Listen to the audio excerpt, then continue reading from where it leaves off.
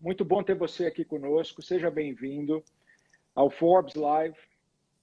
Um prazer tê-lo conosco. Eu sei que você tem acompanhado as lives. Você e a nossa querida Ogilvy, que é a agência da Forbes, tem uma enorme participação no novo logo que a gente está usando ali atrás. Então, é muito bom ter você aqui conosco. Obrigado, obrigado. Juntos desde 2012, né, Camarote, não é isso? Juntos desde 2012.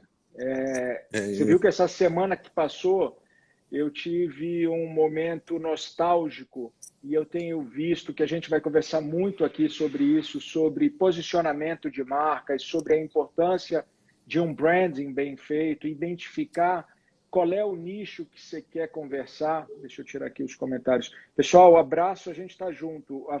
Os comentários desligados é só para vocês verem melhor o nosso convidado. E eu postei um vídeo, você viu, Musa, do Forbes Delivery? Vi, sim, vi. A gente entregou a primeira edição de helicóptero nos topos dos prédios para os presidentes de empresa. Acho que foi a primeira ação nossa, começou ali, né? Começou ali. Para quem não está entendendo o que eu estou falando, deixa eu antes apresentar Luiz Fernando Musa, o CEO do Grupo Ogilvy do Brasil, um dos maiores grupos de publicidade e comunicação do mundo, e ele é o responsável por esse grupo aqui no Brasil. Musa, seja bem-vindo. Eu quero saber primeiro um pouco de você e fala para o pessoal o que é o Grupo Ogilvy. Bom, vamos lá. A Ogilvy está no Brasil há mais de 80 anos. Eu estou há 25 na Ogilvy, comecei ali bem menino. Tive a chance nessa trajetória de passar por quase todas as áreas da agência, aprender muito e ao longo dessa jornada a gente lançou algumas empresas, a gente lançou a Nine com o Ronaldo, você acompanhou esse momento também, entrevistou ele aqui na Forbes. Aí depois a Ogilvy também eu consegui empreender, né? Porque eu sou um dos fundadores da David em 2013 para 14, e por aí, de 13 para 14 a gente lançou a David, abrimos primeiro São Paulo e Buenos Aires, e agora também Miami, depois Miami e agora Madrid, ano passado em Madrid.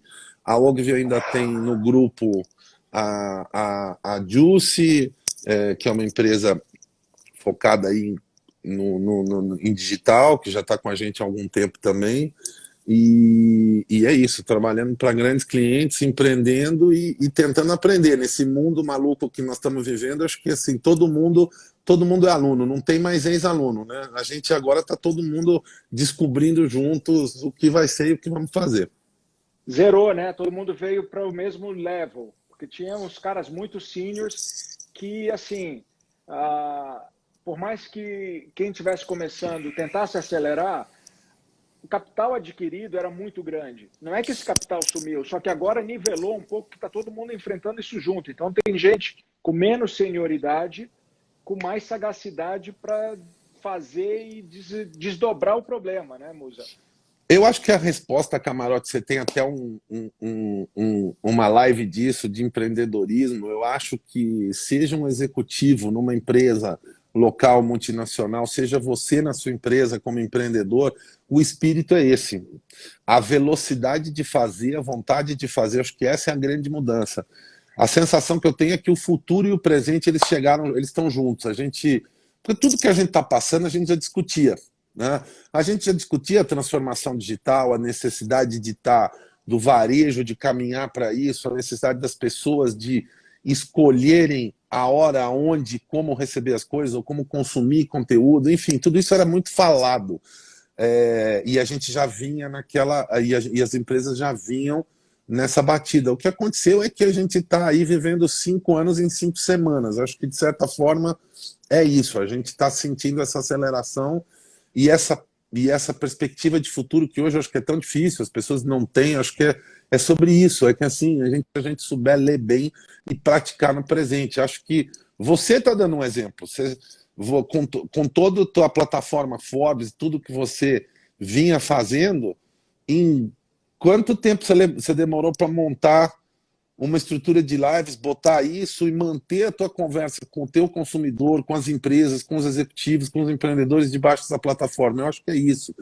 Acho que é esse espírito de empreendedor, de saber ler o que está acontecendo, saber observar e responder rápido. Não dá mais tempo de você parar, pensar você tem a necessidade de experimentar e fazer. Acho que o grande verbo é esse, é fazer.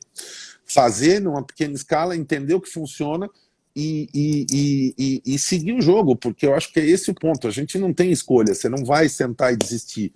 Nós temos que aprender a observar, entender que nós estamos numa posição que não está escrito num livro o que fazer, não está escrito em nenhum lugar, ninguém desta geração e de outra passou por isso. Então, eu acho até um pouco interessante algumas pessoas que têm escrito, falado e tentado construir visões, e já tem pessoas afirmando como será. Eu acho que a gente precisa de um pouco mais de humildade, acho que a gente precisa continuar aumentando a nossa capacidade de observar e de ler as mudanças, porque é isso, o nosso negócio, falando em publicidade, é de gente, né? Basicamente é entender como é que as coisas têm impacto nas pessoas. Então, acho que o cenário está colocado aí. Aquelas pessoas que souberem observar, aprender mais rápido, e você tem hoje todos os dados disponíveis, nunca foi tão fundamental você olhar a informação, tirar dela e decidir e agir em cima dela. Eu acho que esse é o ponto. Do pequeno, médio, grande, é a capacidade de agir. Acho que é um pouco por aí. Estamos nessa jornada, estamos nessa montanha-russa. Todos nós. Então, pessoal, a ideia de trazer o Musa aqui obviamente, primeiro ele contar um pouco de como está esse momento dentro dos grupos de comunicação, dentro das agências de publicidade. São elas que são responsáveis por manter essa linha da marca via anúncio, via branded content, via projetos especiais, tocando os consumidores. Então, elas têm que ter um grau de entendimento muito grande de toda a situação, para que uma campanha não saia mal feita sob o ponto de vista de se aquela mensagem está tocando de forma apropriada o consumidor num momento tão delicado, que vidas estão sendo perdidas, que negócios estão sendo colocados em jogo, que empresas estão fechando. Então, imagina, ele está falando aqui de 5 anos em 5 semanas. Todo mundo precisou se readaptar. Eu comecei a fazer live. Quantos de vocês já tinham visto o Camarote aparecendo com a quantidade de vezes que eu estou aparecendo numa semana? A Forbes tem 8 anos, eu aparecia muito pouco ou quase nada. Minha rede social pessoal era uma coisa, Forbes era outra coisa. Então, uma das ideias de trazer o Musa aqui, ele contar como estão as agências nesse momento, mas principalmente passar uma mensagem para todos nós, a mim incluído, de como deve ser a nossa comunicação durante esse momento e pós esse momento. E quando a gente estava falando antes, aqui no começo, sobre a campanha que a Ogilvy fez para a Forbes, pré-lançamento, a gente é cliente da Ogilvy desde que lançou a Forbes, então vai fazer 8 anos que a gente está junto, mas eu cheguei no início de 2012 para esses caras com uma tarefa bem difícil, lançar no Brasil o principal título de negócios do mundo, só que eu estava dentro e continuo dentro de uma editora boutique, uma editora pequena, comparado com os grandes grupos editoriais que tinham no Brasil na época. Alguns deles continuam existindo, como a Abril, como a Editora Globo, como uma editora 3 em menor escala. E eu cheguei para esses caras e falei, como é que eu vou lançar um título que vai competir cabeça a cabeça com títulos que estão muito bem estabelecidos, que têm 50 anos de história? E com a ajuda da Ogilvy, a gente decidiu que a Forbes ia ser um título premium, que iria falar de pessoas de sucesso, de histórias inspiradoras. A gente não ia ter uma pauta hard news, eu não ia falar de derivativos, nem de hedge funds, nem de a alta ou baixa do dólar. Eu iria falar quem são as pessoas que estão à frente daquelas empresas. Então, a gente cunhou, inclusive, numa das nossas reuniões, uma frase que dizia: a gente vai falar de CPF antes de falar do CNPJ, que é o que a Forbes faz desde então. E a gente precisava comunicar isso. E naquele momento a gente decidiu que ia fazer uma campanha que está no meu Instagram pessoal, no feed, chama Forbes Delivery. Vão lá dar uma olhada, que sacada fenomenal que eles tiveram, que a gente fez há 8 anos atrás, mostrando para o mercado o que seria a Forbes desde o primeiro momento. Então, eu acho que aquilo serviu de stepstone para todo o desenvolvimento da marca e começou numa reunião de briefing lá no começo. Então, é muito importante. Obviamente que budgets são diferentes, tem pessoas que têm acesso a agências, tem pessoas que não têm acesso a agências. A coisa mudou muito também, o Musa vai falar um pouco disso. Se tornou um espaço muito mais democrático, né, Musa? Ah, sim, eu acho que muito mais democrático e muito mais, usando um termo aí um pouco já batido, acho que colaborativo, não tem essa de... Não tem dono da verdade, não tem quem sabe ou quem não sabe, é muito sobre a verdade. E naquele momento era assim, qual é a verdade da Forbes, qual é a verdade do camarote, qual é a verdade do país, e aí a gente junto construiu. E eu acho que é um pouco isso que a gente está passando. Como você me perguntou como é que estão as coisas agora, é interessante a gente ver 3 momentos. A gente está aí, falando especificamente para quem está aqui em São Paulo, a gente começou, o que as pessoas chamam de lockdown, ou fique em casa, na semana de 16, 17 de março, mais ou menos. Hoje, dia 25, 26 de maio, ou seja, já temos aí quase que mais de 2 meses de um modelo completamente diferente. A primeira fase foi de muito susto, eu acho, para as empresas, para todos nós, para entender o que ia acontecer e para onde estava indo. Então, aquele primeiro momento foi um momento onde a gente estava muito junto dos nossos clientes e vivendo aquela angústia de o que a gente vai fazer, o que nós vamos aprender aqui. Todo mundo olhando assim, bom, eu não tenho loja, eu não tenho mais negócio, eu não posso, as pessoas não estão na rua, como é que a gente vai... se eu tenho uma mensagem agora para falar, a minha mensagem é uma mensagem educacional. Eu acho que a iniciativa privada foi muito bem nisso, na mensagem naquele primeiro momento de ajudar a construir, juntamente, obviamente, com a imprensa, de construir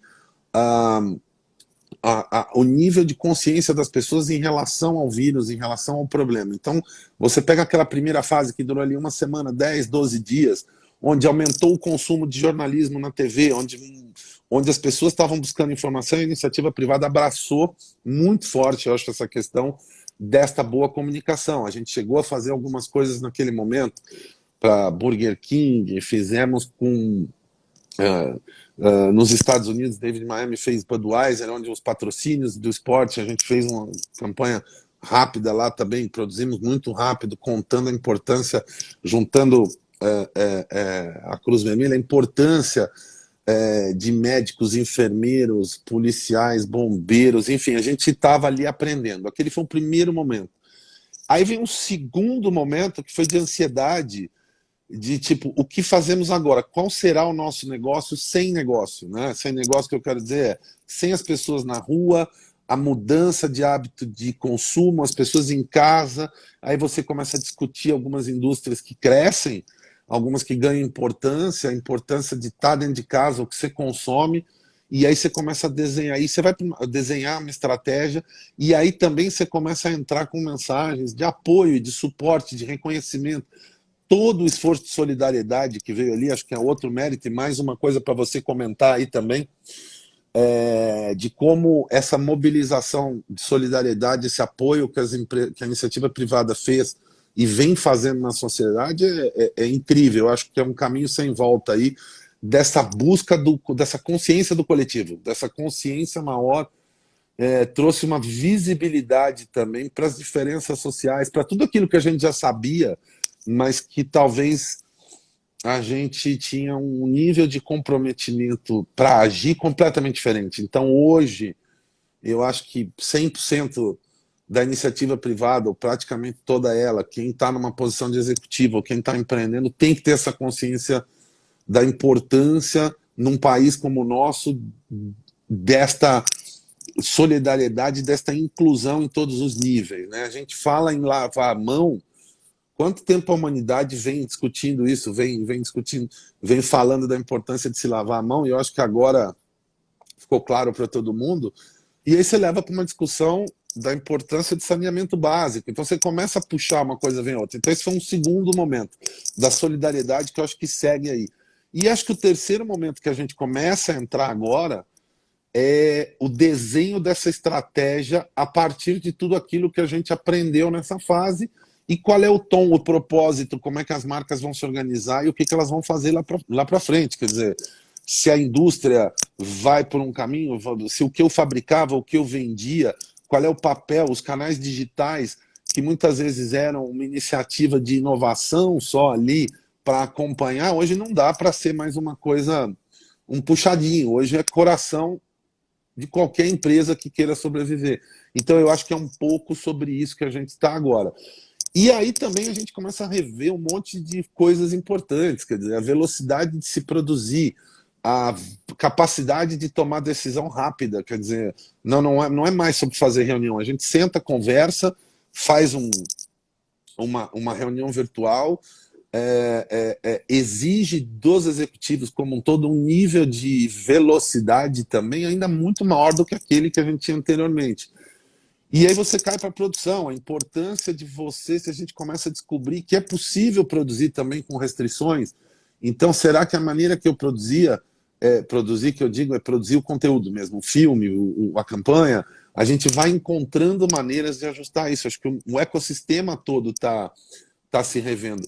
E acho que, falando especificamente, por exemplo, Forbes, que é um veículo de mídia, um gerador de conteúdo, isso que vocês fizeram, a gente vê a Rede Globo fazendo, a importância, uma vez que ela não conseguia produzir o conteúdo, então deixa eu olhar aqui no meu conteúdo, como é que eu vou adaptar, os espaços novos, e acho que força um pouco, veja, eu não estou fazendo uma glamorização do que nós estamos vivendo, porque eu acho que tudo isso a gente está aprendendo debaixo de muita dor e muito sofrimento, na verdade.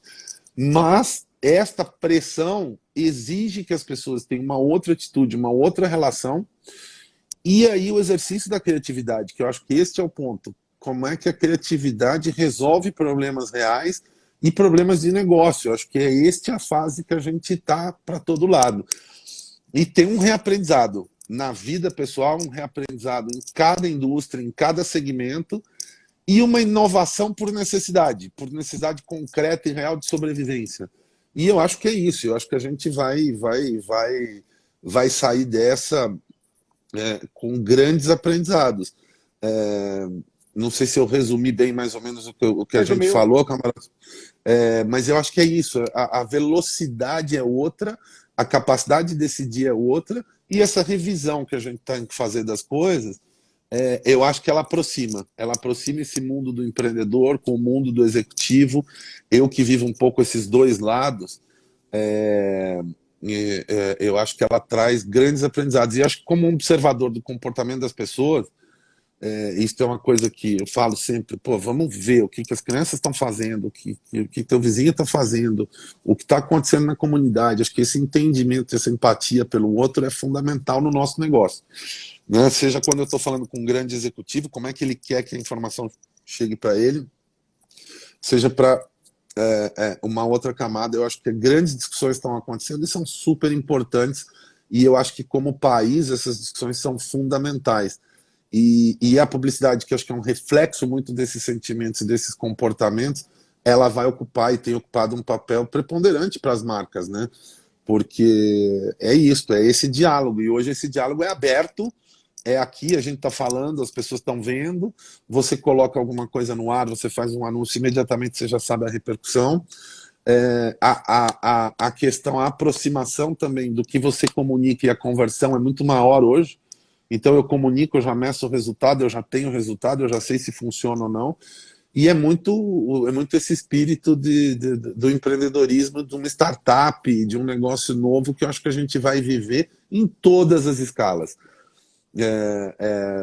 Acho que Falando é mais em ou menos... publicidade, eu sei que deve ter muitos publicitários assistindo aqui, e a gente tem feito... Estou fazendo uma pausa, a gente vai voltar para esse tema já já. Eu tenho aqui uma série de perguntas que estão totalmente ligadas com isso que você está dizendo. Como foi que você decidiu virar publicitário? Pô, Camarote, eu estava até falando isso outro dia aqui com a minha esposa.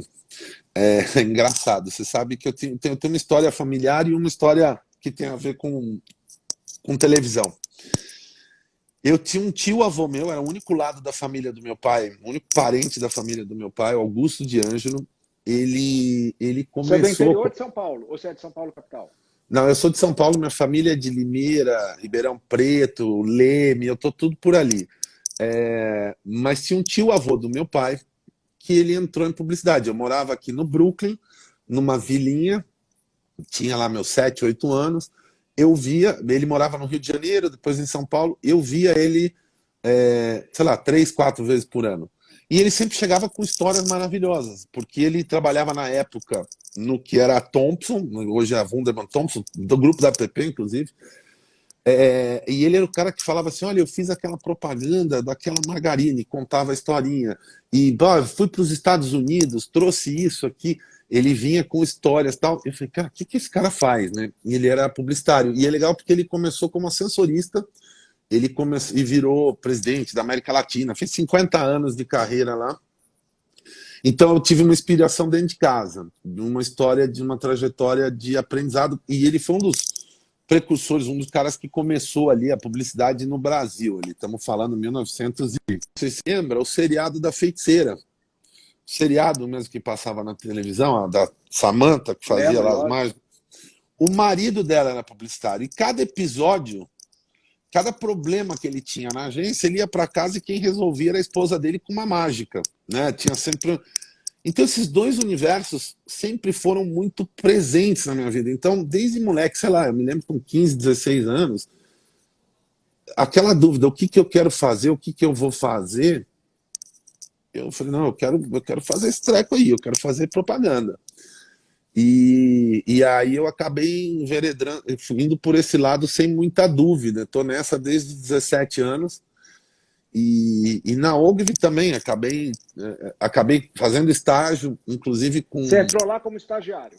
Não, eu comecei numa agência do Irã Castelo Branco, uma agência pequena que chamava HCA, que era oriunda da CBBA, que ficava ali na Rebouças, e porque ali eu consegui um estágio de 1 mês com o filho do seu Renato Castelo Branco, que era um contemporâneo desse meu tio-avô, do Augusto de Ângelo. E aí eu consegui um estágio de 1 mês na HCA. Eu tinha acabado de entrar na faculdade, fiz ESPM, estava fazendo também USP, administração. E aí eu fui lá, entrei, sei lá, comecei a estudar na faculdade. Em março, era junho, eu estava nesse estágio. Junho, julho, eu estava nesse estágio. E fui tudo, comecei escrevendo, tentando ser redator, comecei aprendendo, né? Comecei metido a besta, tentando fazer um pouquinho de tudo numa agência pequena. E dali a 1 mês, eu falei, pô, eu não quero sair disso aqui. E o cara falou, não, mas como é que você vai fazer com 2 faculdades, uma noite, outra de manhã? Então eu falei, não, eu me viro, eu quero ficar 8, 9, quero passar o dia aqui, não é café com leite não. E comecei lá.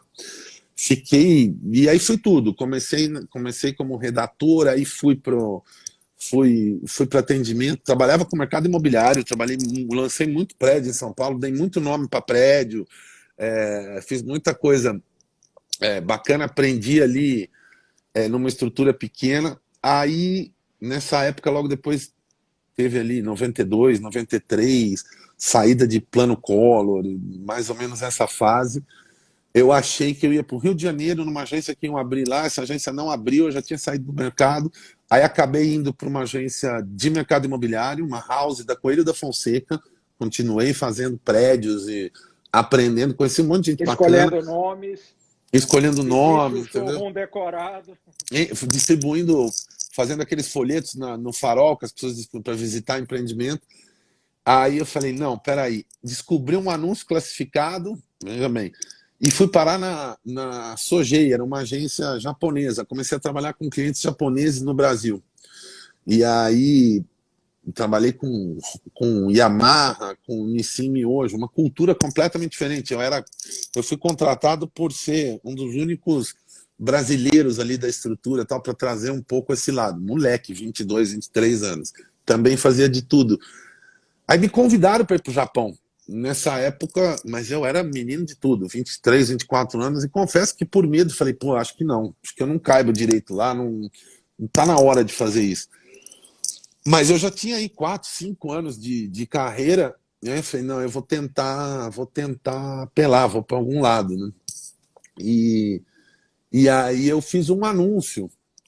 Era uma ilustração, é muito engraçado como eu entrei na Ogilvy, porque era uma ilustração, achei uma ilustração. Naquela época, veja, não tinha e-mail, não tinha nada disso. Você tinha correio para acessar as pessoas. Não tinha celular, não tinha nada. Nada. Aí eu achei uma ilustração que era o Pão de Açúcar, com vários executivos tentando escalar o Pão de Açúcar, e um bondinho, e um cara, um executivo dentro do bondinho dando tchau, assim, um desenho. Aí eu falei, porra, é isso. Coloquei um título, nesse bonde sirvo até café, e no bondinho botei o nome de algumas agências. Peguei no anuário, quais são as principais agências do Brasil? Esta. Quem são, no anuário, as pessoas que mandam nessa agência? E mandei cartinha com o meu currículo e esse anúncio. E foi engraçado, porque a única agência que me ligou foi a Ogilvy. Eu achei até que era trote de algum amigo meu. Xinguei a pessoa que me ligou, foi até na época Angélica Armentano. Ela era vice-presidente de atendimento, cuidava de metade da agência lá. Toca o telefone na minha casa, toca literalmente o telefone, né? Eu estava em casa, tocou o telefone. Ó, recebi um material aqui teu, tal, gostei do que você mandou, você não quer vir aqui? Eu falei, tá de sacanagem. Mas aí fui, e no dia seguinte era verdade, e dali a 3 dias eu estava começando, inclusive trabalhando com Localiza. Então eu fazia os anúncios e atendia o pessoal da Localiza seminovos, ou seja, eu vendia carro usado ali. Comecei nesse pedaço ali. Tive chance de sair várias vezes e sempre encontrei meu caminho na Ogilvy, até a ponto de, num determinado momento, a Ogilvy é minha sócia principal aí no desenvolvimento da David. Então, foi uma carreira... E é uma história que eu conto sempre, porque eu acho que é uma história que é rara no mercado, de você estar tanto tempo num lugar, conseguir empreender dentro daquele lugar, quer dizer, conseguir lançar uma outra empresa, conseguir realizar coisas dentro deste espaço. Eu acho que é muito isso. E é uma história bacana. Quando eu falo para as pessoas lá, porra,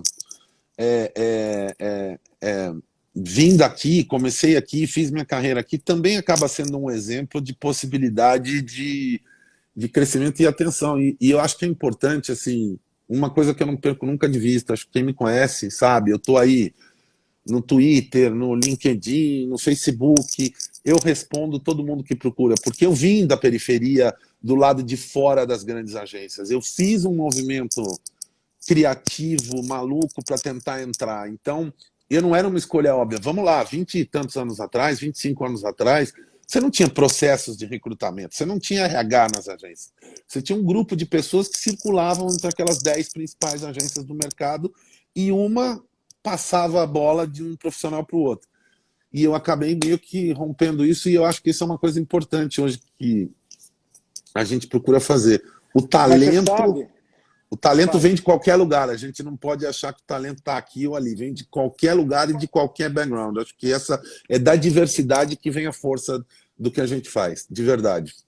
Mas quando eu ouço a tua história, Musa, a gente tem tentado passar alguns insights, alguns takeaways para as pessoas que estão nos assistindo.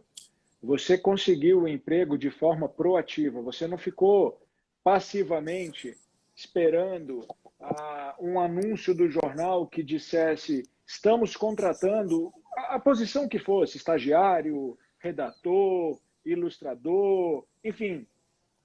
O que fosse. Você tomou a iniciativa e foi atrás das agências. Você entrou numa grande agência sendo publicitário. Você criou uma peça publicitária e foi contratado por causa disso. E tem uma super... Não, fala, desculpa. Não, isso pode falar. Não, e tem uma coisa que eu vou contar para vocês aqui, vou contar para você, sem dar nomes, tá? Mas num desses, que eu acho que é uma outra coisa que eu costumo contar para as pessoas quando eu falo lá dentro da agência, quando eu falo para a galera que está começando. Nesse momento, tá, que eu tinha começado numa agência pequena, indo para agência japonesa, eu falei, cara, eu vou ver se eu consigo entrar numa agência que eu achava que fosse bacana, que era uma das maiores do mercado, que tinha os profissionais. Aí eu consegui um contato do irmão de um amigo do meu pai, que era um cara que tinha assumido uma posição numa determinada agência. Não vou dar nomes aqui, porque são pessoas que passaram por aí. Consegui o contato dele, e a pessoa me ligou e falou, pô, legal, eu tô chegando no Brasil, assumi aqui, vi aqui o material, vou te receber aqui. Pô, você imagina a expectativa que eu tava, né? Era uma agência enorme, que estava ali brilhando naquele momento, e o cara tinha aceitado bater uma bola comigo. camarote. Eu cheguei lá cheio de expectativa. No que eu sentei na frente do cara, ele pegou um papel, que no caso era o meu currículo, e ficou 20 minutos assim, falando, ah, você não serve para nada. Ah, você não trabalhou em multinacional. Você não isso. Você... Eu falei, não, por isso que eu estou aqui. Eu estou tentando romper essa barreira. Eu estou tentando chegar. Não, mas você não fez isso, você não fez aquilo. Bom, eu fui perdendo a paciência. E eu fui ali. Puta que... Aí o cara terminou assim, não sabe. Aí eu falei, pô, eu vou tentar uma aqui, né? Não vou voltar para casa humilhado assim. Falei, ó, mas então faz o seguinte, você que é um cara que chegou agora, conhece gente e tal, você pode me indicar então para algum lugar, me dar um conselho? Ele falou, não, na verdade eu não posso, porque o teu nível, sei lá, eu não conheço os estagiários, eu podia te indicar, eu já tinha lá 4, 5 anos de experiência trabalhando em agências menores, mas já feito tudo, já tinha trabalhado para a Unicef, já tinha feito nome de prédio para lá e para cá, convenção de venda, tudo que a gente tem que fazer mesmo. A gente está aí nisso para fazer as coisas. Não tem trabalho ruim ou trabalho bom, tem trabalho, né?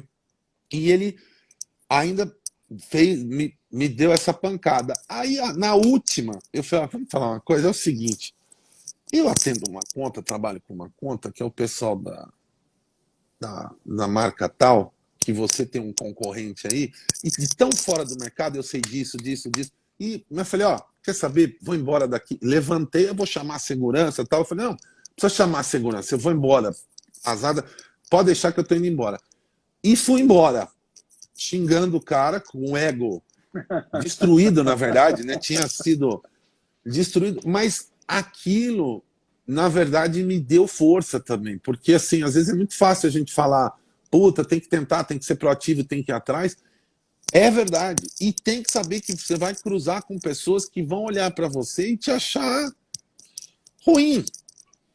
E não é por isso que tu vai voltar atrás, entendeu? Não. Segue tentando, segue fazendo. Eu acho que esse é um...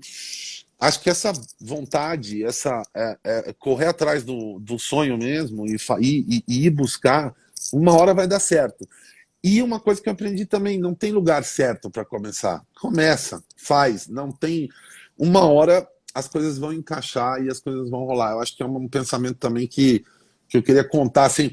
E depois o mais engraçado, duvido que ele não tenha me conhecido, mas uns 5, 6 anos depois disso que aconteceu, essa mesma pessoa estava numa outra agência, alguém me indicou para ele e ele teve a cara de pau de me entrevistar como se nunca tivesse me visto, depois de eu quase ter saído na porrada com o cara naquela primeira entrevista. E você não é uma figura esquecível, né, Luiz Fernando? Com quase 2 É, metros de altura.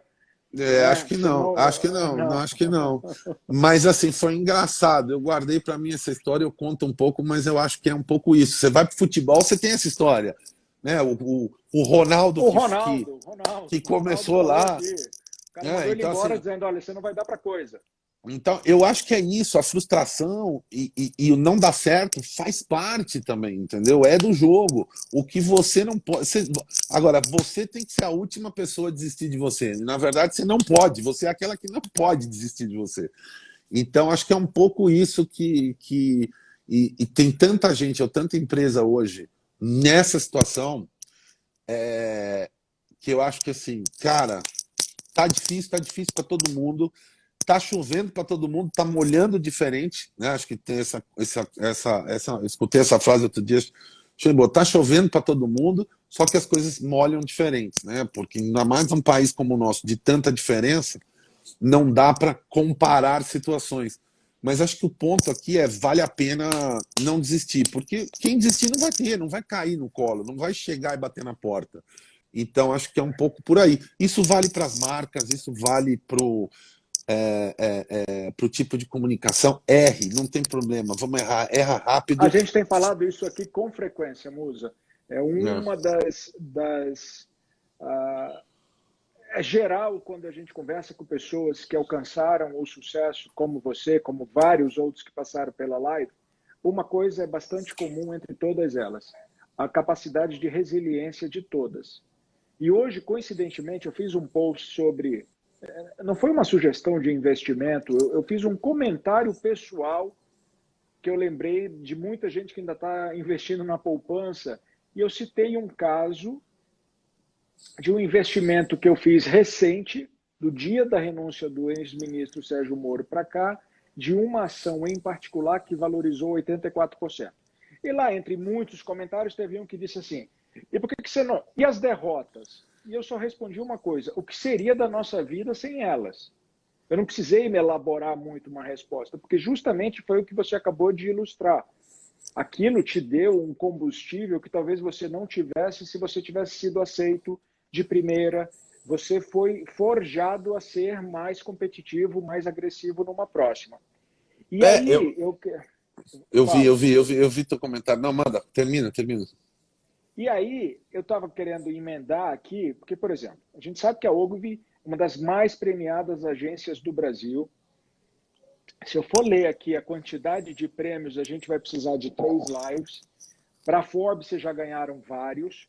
Vocês foram, me relembra o ano, a agência do ano no Cannes.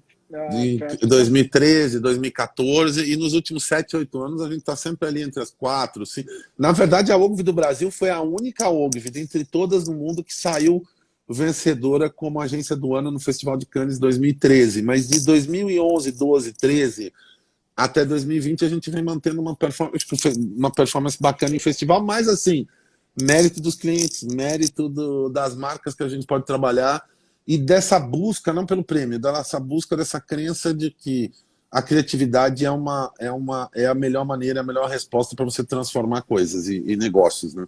Então, só para vocês entenderem o porte da agência, eles têm como alguns clientes, Magazine Luiza, IBM, Heineken com a conta da Skin, Croton Educação, Grupo Anhanguera, Pitágoras, Unopar, enfim, Nestlé, Coca-Cola, BMW, Hasbro, Pets, entre outros. Quer dizer, eu só falei nomes aqui que rings the bell. Você não precisa ficar se perguntando quem são essas pessoas.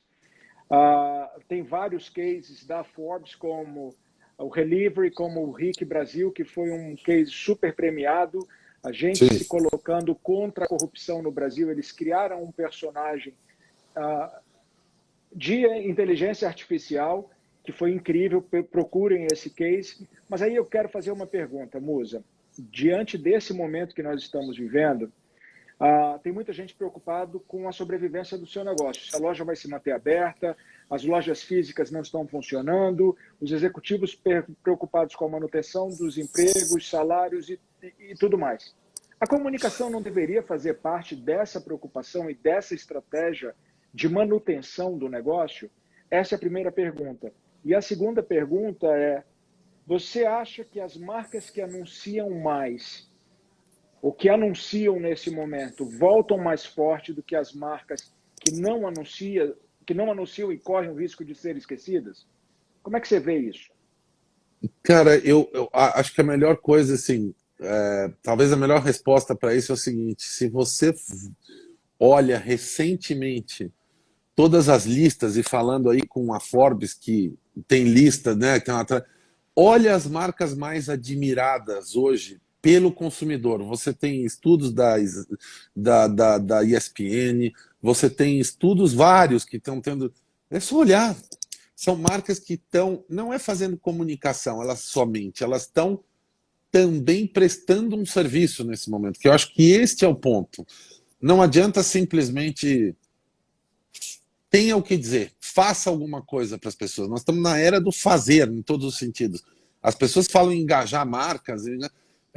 Um exemplo que eu dou aqui, que é cliente nosso e que está fazendo, acho que um trabalho brilhante nesse momento, é o Magazine Luiza. É talvez hoje uma das marcas mais admiradas do país. As pessoas que estão dizendo, não sou eu que estou dizendo.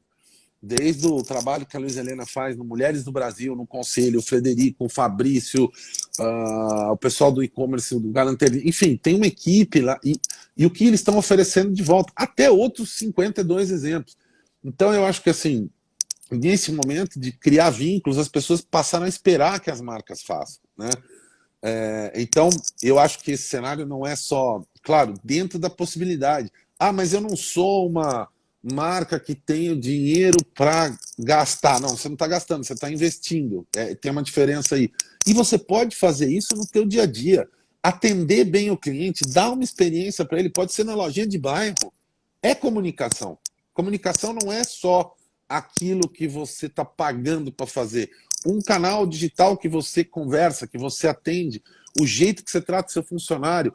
Agora, por exemplo, a responsabilidade com o entorno, a responsabilidade dentro da comunidade, como é que você cuida dos teus funcionários, como é que você vai cuidar da segurança do teu negócio, como é que você produz, aonde você está colocando o seu dinheiro ou não, tudo isso as pessoas passaram a olhar. Então, e eu acho que a gente tem que enxergar a comunicação nesse espectro mais amplo, para realmente construir a marca e gerar valor, e gerar venda no final do dia. Então eu acredito nisso, e eu acho que a gente vai sair dessa, primeiro que assim, com novos anunciantes, acho que tem um movimento grande de novas empresas e novos anunciantes que vão ter necessidade, e as pessoas vão falar coisas bacanas que estão acontecendo, e essas marcas vão querer falar, assim como anunciantes tradicionais que também estão fazendo coisas e prestando conta. Eu acho que no fundo é isso, a marca, assim como nós, a gente tem que prestar conta, contar essa história, dizer o que nós estamos fazendo. Então eu vejo isso com bons olhos. Eu acho que a diferença é, não vai ser igual. Não é, acho que isso é uma outra coisa. Não tem mais o playbook, sabe? Este é o playbook daquilo que dá certo. Joga tudo fora. O que dá certo é saber que a gente não tem as respostas, é ter a humildade de bora descobrir. Vamos derrubar os conceitos, os pré-conceitos, ou aqui. Eu costumo também falar bastante, aquilo que deu certo ontem, talvez já não dá certo hoje e talvez não dê certo amanhã. Então, o que me trouxe até aqui, acho que isso é um pensamento grande também, acho que é um pensamento importante, o exemplo de sucesso, o que você fez para chegar até aqui, te credenciou para chegar até aqui. Não necessariamente aquilo vai te servir daqui para frente. Então, assim, eu acho que a gente tem também que se cercar de talentos que possam agregar e olhar e buscar opinião e ouvir. Acho que essa é uma outra coisa importante. Dar espaço para essa diferença de opiniões e a gente poder conviver num mundo muito mais democrático no sentido, isso falando empresarialmente também, né, dentro de uma empresa, de opiniões diferentes, de crenças diferentes, porque dali vem muita coisa. Então eu acho que essa busca dessa humildade é fundamental nesse momento aí. E é isso, Camarote, vamos pegar a indústria do entretenimento, só para ilustrar. Não tem show, né? Os artistas estão em casa, olha o sucesso, olha o que foram as lives, o que estão sendo as lives. Você vai pôr para fora aquilo que você tem para dizer. Eu não preciso nem dizer, né? A minha live favorita de música, eu não preciso contar para você qual foi, né?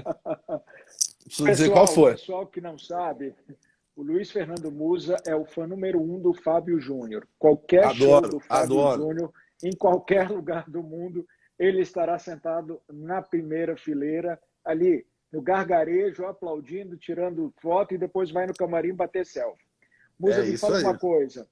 A pesquisa da Kantar aponta que as marcas que investem na crise crescem até 5 vezes mais do que as outras.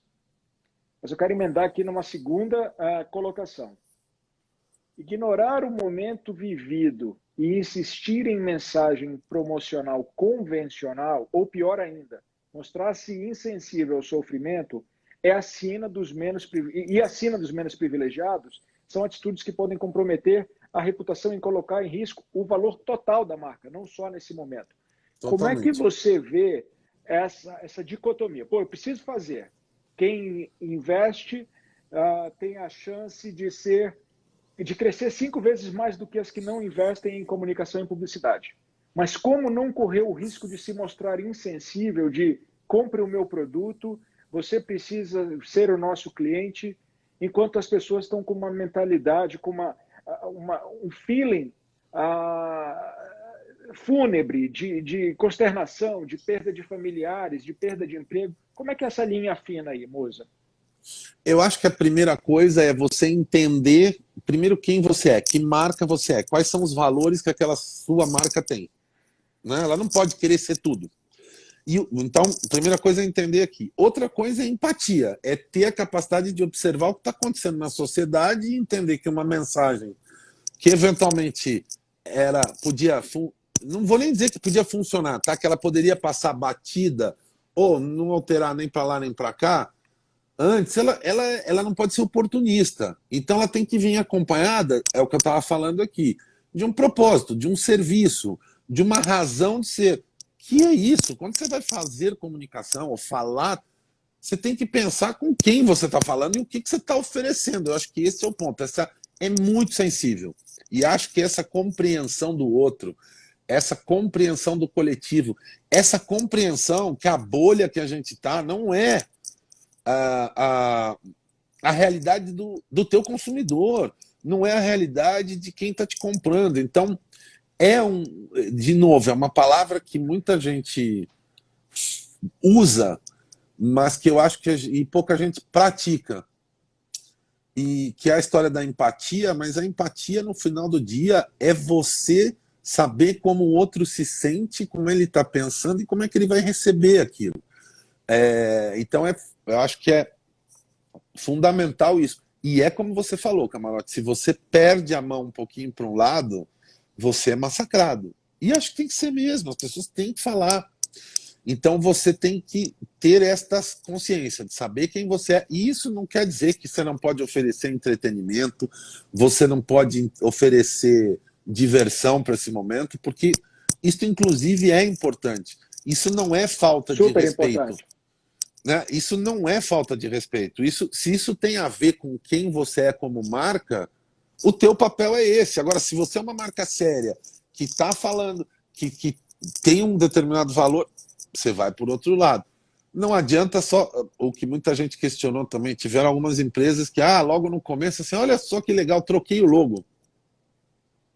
Ninguém quer mais sacadinha, isso não faz nada pelas pessoas.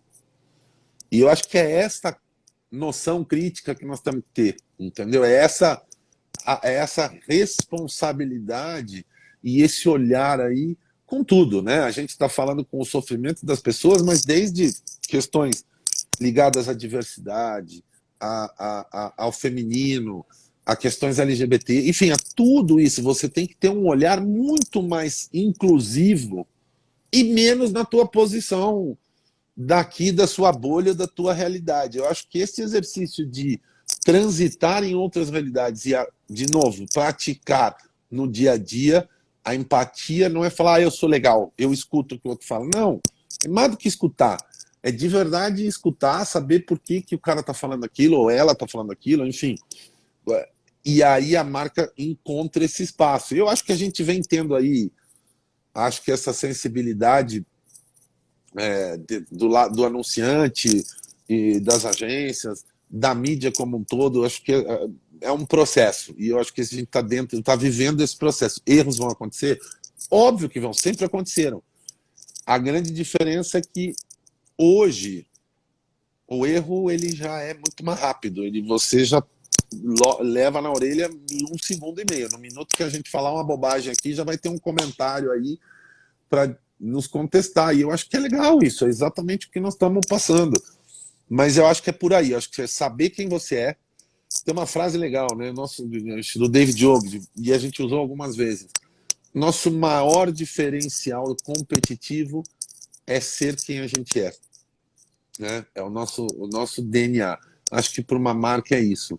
E sabendo que a gente não vai ser unanimidade, não vai agradar todo mundo, não vai se encaixar no discurso de todo mundo, mas que, sabendo quem você é e como você se posiciona, tenha também alguma coisa a oferecer e seja relevante. E aí eu acho que esse é o espaço aí para ganhar.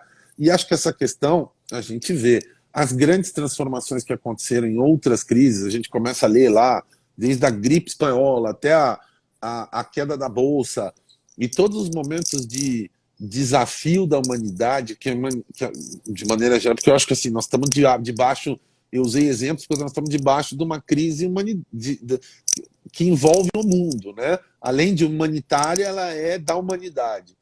Esses momentos também, a nossa capacidade de adaptação do ser humano, de adaptabilidade, de transformação é gigante. Vamos acreditar nisso e vamos correr atrás disso, porque é disso que a gente está aqui hoje, porque lá atrás conseguiram sair da caverna e caçar. Só plantar. só usando um case de um cliente seu, para pegar um exemplo bastante oportuno e de extremo sucesso, Magazine Luiza. O Magalu abriu sua plataforma para varejistas que tiveram que fechar as lojas físicas. Quer dizer, ao mesmo tempo ele continua fazendo o business dele, ele continua, está vendendo como nunca no online. Eu estava lendo hoje uma reportagem que fala que, ainda com as lojas físicas fechadas, abril e maio para ele não foram tão impactados como se supunha que seriam, por conta do fechamento das lojas físicas. Está fazendo uma ação extremamente friendly, amigável e de enorme poder de empatia. É isso que você está querendo passar como mensagem, que as empresas continuem fazendo o que é o core business delas, que não é de forma alguma pecado, e que se ao buscarem no meio desse processo fazerem um movimento que retorne para a sociedade, que eu acho que é importante. By the way, a propósito, a próxima edição da Forbes vai trazer a lista das 100 maiores empresas doadoras do Brasil. A Forbes, como uma marca que tem no seu DNA a confecção de listas que se tornam referência e são extremamente desejadas e divulgadas, decidiu que esse momento precisa ser um momento que a gente mostre quais são as empresas que vocês vão encontrar, as 100 maiores empresas doadoras do Brasil. Um trabalho brilhante de jornalismo que está sendo feito pela nossa equipe e que eu tenho certeza que vai ser um marco nesse momento tão difícil que a gente está passando. Musa, me fala um pouco, a gente está quase terminando a nossa live, como é que você vê essa ação do Magalu e de que forma ela pode ser replicada por empresas de qualquer tamanho, de qualquer caixa, de qualquer condição financeira? Rapidinho aqui, tem uma coisa que você falou, que a gente estava no DNA. Olha que a gente trabalha com o Magazine Luiza já tem mais de... Nossa, já deve ter uns 13, 14, 15 anos. Eu me lembro de uma das primeiras reuniões em Franca ainda, o escritório deles em Franca, Luiz Helena, Frederico, todo mundo em Franca. O Magazine, nós estamos falando de 2000 e bolinha aqui, tá? 2000 e pouco. Eles tinham, já naquela época, lojas menores, onde você entrava e você podia escolher no computador o produto, onde você tinha... Já era uma iniciativa de explorar esse digital, onde você não tinha um espaço grande para mostrar os produtos, você dava acessibilidade às pessoas de poderem comprar no Magazine Luiza através de terminais de computadores que ficavam naquele espaço e você fazia a venda ali. Então... Você vê que está no DNA, desde o começo, essa plataforma de parceiros do Magazine Luiza já vinha acontecendo, ela já existia. O que aconteceu agora é que ela, na verdade, passou a ser uma plataforma absolutamente estratégica e fundamental. Dentro do Magalu, dentro do Marketplace, eu hoje que vendo aqui bolinha de tênis, brigadeiro, eu posso me cadastrar com toda a responsabilidade. Eles vão lá e vão dar uma chance, você de portas fechadas, continuar atuando, além de todo o suporte aí necessário depois de entrega, de nota fiscal. Acho que isso é importante também quando você olha um marketplace, a responsabilidade que aquele marketplace tem com o que é vendido ali dentro. Então, o crescimento nesses 2 meses, eu não sei aqui exatamente se foi de 200%, mas a gente foi para valer comunicar isso, porque aquilo era uma plataforma mais do que importante para o negócio dele, tinha um valor importantíssimo. Vamos trazer o Fred para conversar aqui com a gente na Forbes Live. Eu acho que esse é um momento para ele contar gigantesco, muito quer dizer, e é o que você falou, é bom para a empresa, já é o que ela fazia, está dentro da área de negócio dela e é bom para a sociedade. Não adianta assim... Você está num segmento e resolver... Então, acho que é entender também aonde você se insere e o que você pode oferecer. Um exemplo, Burger King é uma marca nossa na David. A migração para todas as plataformas de delivery aconteceu muito rápido também nesse período. A gente estava ali no espaço do Big Brother. A gente fez promoções que levavam a brincadeira lá do celular, de você fotografar na tela da televisão para ganhar um cupom, para pegar o seu Whopper. São coisas que a marca permite, e ela está fazendo esse trabalho no mundo inteiro. A gente tem a conta em alguns países. A gente fez, por exemplo, na Espanha, o delivery, o caminhão, né, o motorista de caminhão podia As lojas estavam fechadas e você só podia comprar na loja se você fizesse o delivery da tua casa. E teve um caso específico que a gente percebeu lá, isso é interessante também. O cara era uma loja de estrada, o caminhoneiro foi comprar, mas ele não podia comprar porque ali não era a casa dele. Então a gente mudou todo o sistema para permitir que, por exemplo, para os caminhoneiros, o caminhão da pessoa pudesse servir como endereço residencial para que ele pudesse solicitar naquela loja o lanche dele, o sanduíche dele. Sensacional. Então, coisas assim que eu acho que a criatividade pode fazer, e eu acho que a história do propósito está aí. Camarote. Acabou nosso tempo. O papo foi tão bom. O Instagram nos corta com 60 minutos. Dá as suas palavras finais para as pessoas que estão nos assistindo, Musa. Não, eu queria agradecer você pelo convite.